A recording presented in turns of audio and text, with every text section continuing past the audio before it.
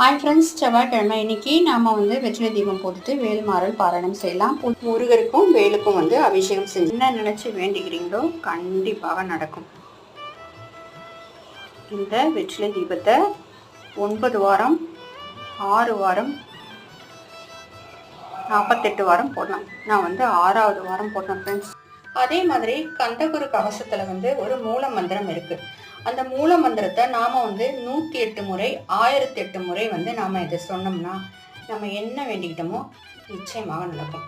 அதாவது ஓம் சௌம் சரவணபவ ஸ்ரீம் க்ரீம் க்ளீம் க்ளோம் சௌம் நமக.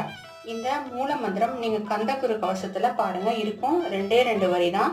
இந்த வரியை நீங்கள் 108 முறை 1008 முறை என்ன நினச்சி வேண்டிக்கிறீங்களோ அதை சொல்லிவிட்டு நாம் ஒரு சின்ன நெய்வேத்தியமாக செஞ்சுட்டு தூப தீபம் காட்டி நாம் அந்த முருகரை வழிபட்டோம்னா கண்டிப்பாக நிச்சயமாக நடக்கும் ஃப்ரெண்ட்ஸ்.